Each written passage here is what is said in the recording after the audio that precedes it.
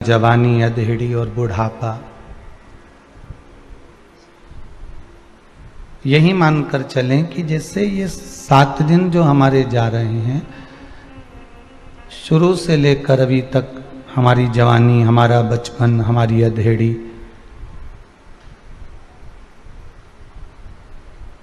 हमारा संपूर्ण जीवन का जो समय है, निकलते निकलते एक विराम के पड़ाव की ओर पहुंच जाता है। और जो विराम का पड़ाव है, समापन की ओर, विराम की ओर जब हम पहुंच रहे हैं, तब संभालने वाला कोई दूसरा नहीं होता, संभालने वाला केवल देव अधिदेव महादेव ही होता है। एक बिंदु तक जब हम पहुंच जाएं, जब अंतिम क्षण तक हम पहुंच जाएं, तो वो बिंदु, वो क्षण, वो पल, वो घड़ी, वो क्षण हमारा शिवमय होना चाहिए। आप कहेंगे कि चित्तवृत्ति को शंकर तक ले जाना भी कठिन पड़ता है। कल की कथा में कहा था, अगर आप आस्था चैनल के माध्यम से कथा सुन रहे हैं, फेसबुक यूट्यूब पर कथा सुन रहे हैं, या जहां बैठकर भगवान शंकर की शिव महापुराण की कथा को श्रवण कर रहे हो, ये कोई दूसरा सुनने वाला नहीं, स्वयं शंभु ही है। दूसरा कोई बाचने वाला नहीं होता, शंकर ही कथा बाचते हैं। पुराना इतिहास उतारकर देख लीजिए, सारी पुराणों को पढ़कर देख लीजिए, सारी पुराणों में हर चीज में आपको एक बात जरूर मिलेगी कि कथा का विस्तार अगर किसी ने करा, कथा तत्व को जनमानस में श्रोताओं के मध्य में अगर कोई लेकर आए, तो वो शंकर लेकर आए।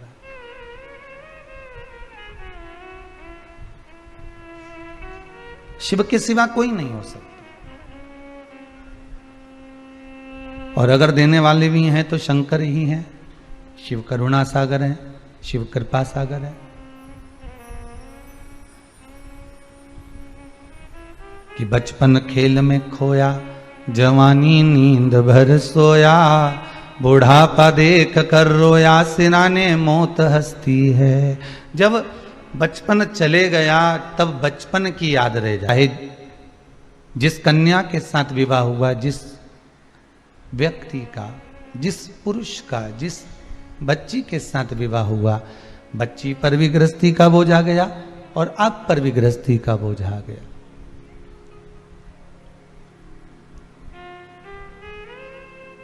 अब आप यहां से टर्न कर रहे हो,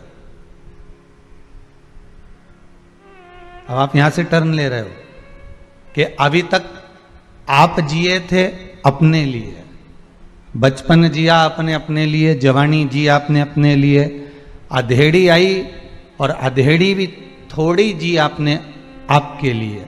और जब कोई गोदी में लाल आ गए, संतान आ गई, बेटा बेटी हो गए, अब आप अपने लिए जीना छोड़ दिए।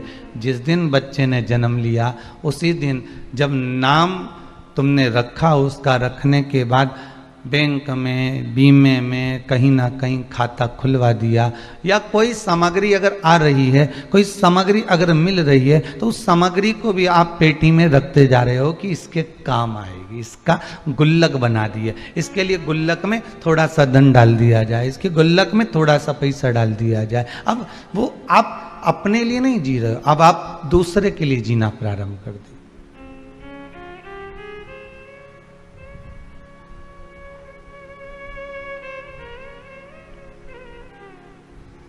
बस धीरे धीरे करते करते अधेड़ी भी निकल गई, आ गया बुढ़ापा। और अगर बुढ़ापे में सीखना है तो सबसे सुंदर सीख लीजिए गिद्धराज जटायु से। बुढ़ापे की सबसे बड़ी सीख देंगे श्री गिद्धराज जी जटायु।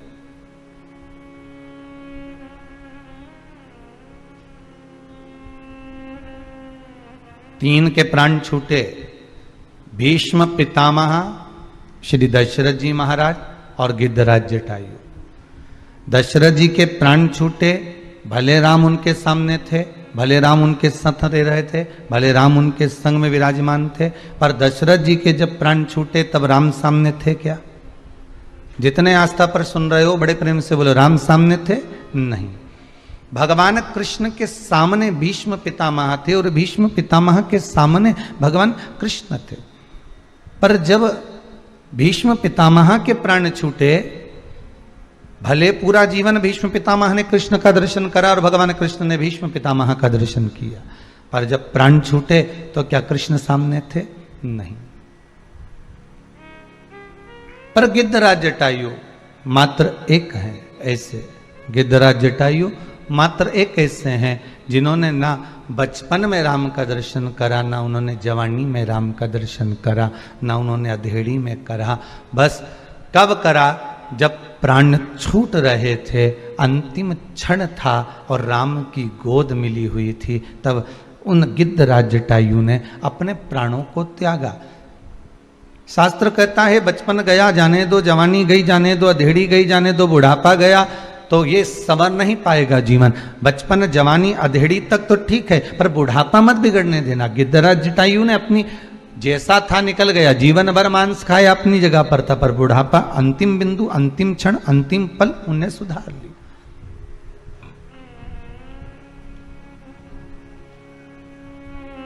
सात दिन की कथा में आप भले 6 दिन की कथा सुने ना सुने, 6 दिवस की कथा आपने श्रवण करी ना करी, पर शास्त्र कहता है कि 7वें दिवस की कथा तो आपको परमात्मा से मिलन के लिए, उसका मिलन तुम्हारे सम्मुख में हो जाए।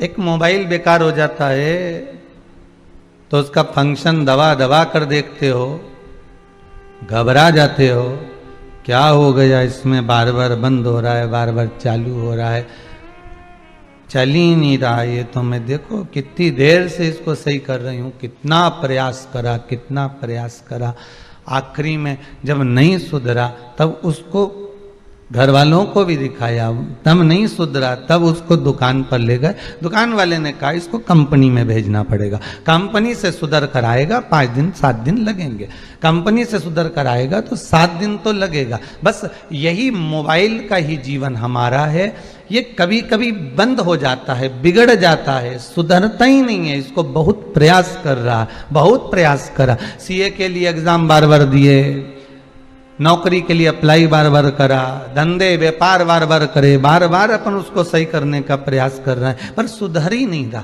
बार बार बीमार हो रहे हैं पर सुधर ही नहीं रहा, बार बार कितना इस मोबाइल को सुधारने का प्रयास करा पर सुधरा नहीं है। आखिरी में जब नहीं सुधरा तो परिवार वालों से अर्थात किसी सदगुरु के पास ले गए। सदगुरु ने कहा एक काम करो, इसे मंदिर तक भेज दो, तीर्थ तक भेज दो। उसको गंगा के घाट तक पहुंचा दिया, दुकान तक पहुंचा दिया। वहां जाकर भी जब ये नहीं सवर पाया तो कहा अब इसको परमात्मा की चौखट तक भेजना जरूरी है, तब जाकर ये सुधर पाता है। 7 दिन मोबाइल को सुधरने में लगते हैं तो 7 दिन की शिव महापुराण भी अच्छे अच्छे मोबाइल को संवार देती है, ये भी सुधारने का काम कर देती है, ये भी संवार देती है। बस उसको संवारा जाए, उसको थोड़ा सा संवारने का प्रयास किया जाए।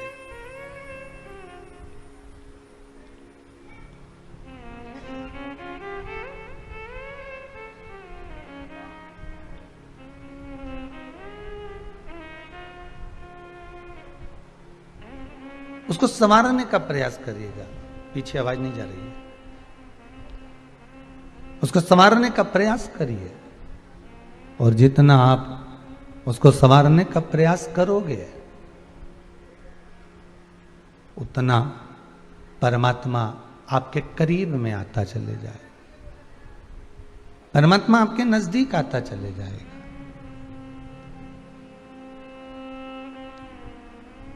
दुख, कष्ट, दुख, तकलीफ भगवान क्यों देता है? भगवान किस लिए प्रदान करता है? भगवान आखिर दुख क्यों देता है? भगवान आखिर कष्ट क्यों देता है? भगवान आखिर तकलीफ क्यों देता है? किस लिए प्रदान करता है? बहुत अच्छा चलते चलते बहुत खूब वैभव संपदा धन दौलत सत्ता सब कुछ भगवान ने दिया, सारा सुख परमात्मा ने दिया, फिर आखिर बीच बीच में ये बुरा वक्त भगवान क्यों डाल देता है? फिर बीच बीच में भगवान ऐसी कष्ट की घड़ी क्यों दे देता है, ऐसी तकलीफ क्यों दे देता है?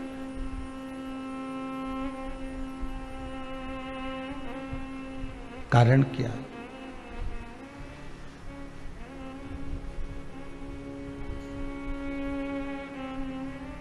कभी विचार करिएगा,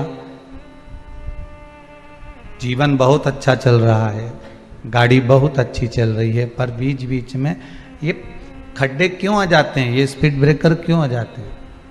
सुख का जीवन चल रहा था, कितने साल, 10 साल, 12 साल, 15 साल, 20 साल, 25 साल, 30 साल, अरे गुरुजी हमारा इतना जोरदार समय निकला, एकदम शानदार गोल्डन, और अभी कर्जे में लदालूम हो गए गुरुदेव, कुछ भी नहीं है।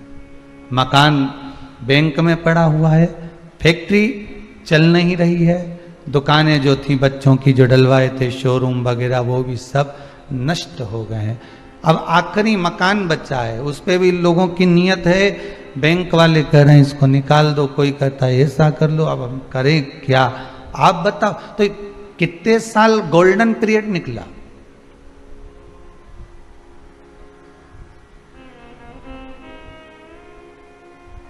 दस साल, 15 साल, 20 साल, 25 साल, 30 साल, कितने साल निकला? और बीच में ये बुरा वक्त, बीच में ये समय, हमारे यजमान सिंगल परिवार कथा करा रहे हैं पटना बिहार से, तो कह रहे थे उनके यहां से कि गुरुदेव जब से भोलेनाथ जी से जुड़े हैं, शिव महापुराण में हम कभी सीहोर नहीं आए, हम कभी कुबेरेश्वर धाम नहीं आए, केवल टीवी पर कथा सुनते थे और बाबा से रोज निवेदन करते थे। बाबा ने ऐसी सुनी कि आज भी हम सीहोर में नहीं हैं, पर कथा हम भले पटना से करा रहे हैं ऑनलाइन, पर हमको लगता है कि हम कुबेरेश्वर धाम में ही बैठकर कथा सुन रहे हैं। उसने जो हाथ पकड़ा, भले टीवी के माध्यम से पकड़ा, हम ना तो वहां गए ना हम आए, कुछ उपाय हमने जीवन में करे और वो उससे हमें सफलता मिली। और उन्हीं के प्रतिनिधि भाटी जी यहाँ पे बैठे हैं, तो कल श्रीमती आशा जी भाटी कह रही थी गुरुदेव पहले और आप में बाबा ने ऐसा हाथ पकड़ रखा है कि बाबा बस कैसे करा रहा है और कैसे आनंद का सुख दे रहा है हमें मालूम ही नहीं पड़ता। पहले का समय जो निकला और आज का जो समय है, उसमें ये चमक ये दमक फुल्ल वन में महक सब कुछ सरकार तुम ही से तो है। ये किसी बच्चे ने लिखा है, पहला पर्चा ही है उसका। श्री शिवाय नमस्तुभ्यम। बीना देवी हैं कोई बेटी हैं, बीना देवी, बीना देवी हैं कोई, बाबा की मेहर हुई है। और आप ही ने लिखा है 2.5 महीना भी नहीं हुआ इस बाबा के दरबार से जुड़े हुए, शंकर की ऐसी कृपा हुई है कि 2.5 महीने में मेरे बेटे का जॉब लग गया है, उसका धन्यवाद करने आई। बैठ जाओ। और भी बहुत सारे, ढेर सारे लोगों ने अपना अपना भाव इन पत्रों में लिखा हुआ है।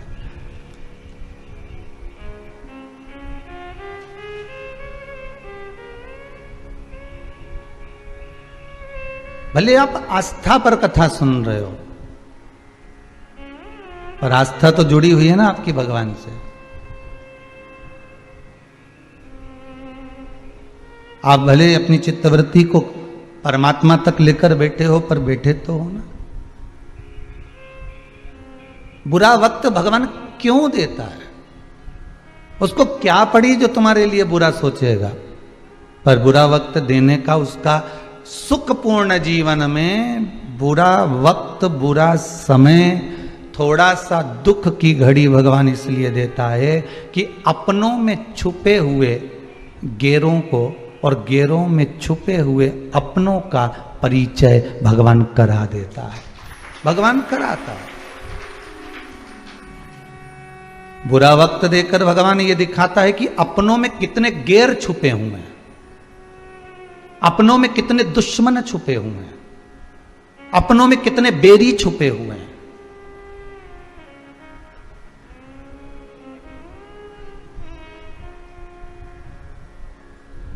और बुरे वक्त में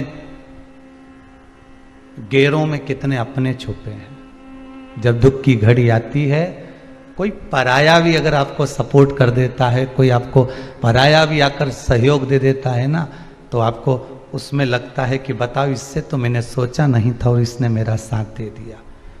गैरों में छुपे अपने नजर आते हैं और अपने में छुपे हुए गैर नजर आते हैं। ये बुरा वक्त हमको दिखा देता है।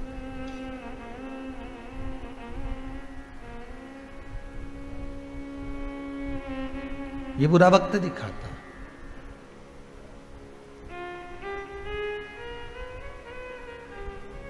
आज के व्यक्ति को लगता जरूर है कि पिताजी के पास बहुत है, पिताजी के पास धन बहुत है, दौलत बहुत है, वो हमको देते नहीं है। हम अभी व्यापार करें, हम अभी आनंद करें, वो देते नहीं। पर नहीं, पिता जानता है कि अभी समय नहीं है। गेहूं की फसल हो, चाहे सोयाबीन की फसल हो, चाहे मक्का की फसल हो, चाहे ज्वार की फसल हो, चाहे बाजरा की फसल हो, चाहे सब्जी हो, चाहे लौकी हो, चाहे कद्दू हो, चाहे आलू हो, कुछ भी, टमाटर हो, ये जो जब तक पौधे से, डाली से नहीं तोड़े जाते, जब तक कि ये पक नहीं जाते।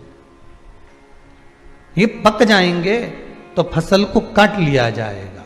माता पिता भी अपनी औलाद को, अपने बच्चे को यही देखते हैं कि ये पका कितना है, संसार के थपेड़े कितने पड़े हैं।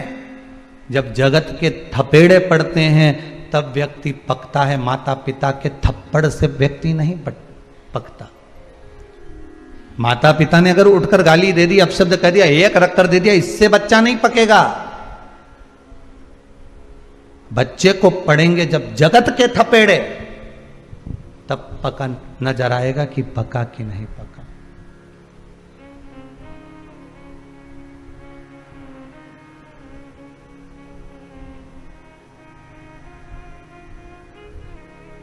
अपनों में छुपे हुए गैरों को भगवान सामने लाकर छोड़ देता है। कब? दुख की घड़ी में। जब आपके समय में सुख होगा ना, तो कजन कितने अपने हो जाएंगे। जब आपके पास सुख होगा ना, कजन कितने। एक लड़का जिसका जॉब नहीं लगा और एक लड़का उसी का जब जॉब लग गया, दोनों समय को लिख कर रख लेना बेटा, दोनों समय लिख कर रखना रे बाबू। वो एक जब जॉब लगे तब और एक जॉब ना लगा हो तब। जब जॉब नहीं लगा होगा, काम धंधा नहीं होगा, व्यापार नहीं होगा, व्यवसाय नहीं होगा, कहीं बिजनेस नहीं होगा, या कोई काम आप नहीं कर रहे होगे, तो दोस्त भी कमेंट्स करेंगे साहब, परिवार वाले भी आपके ऊपर कभी कभी ताना दे देंगे, ओ दिन भर बैठा रहता, जाता क्यों नहीं, करता क्यों नहीं है। दूसरे भी आपको अपशब्द कर देंगे। और अगर रिश्तेदारों को फोन लगा कर कहोगे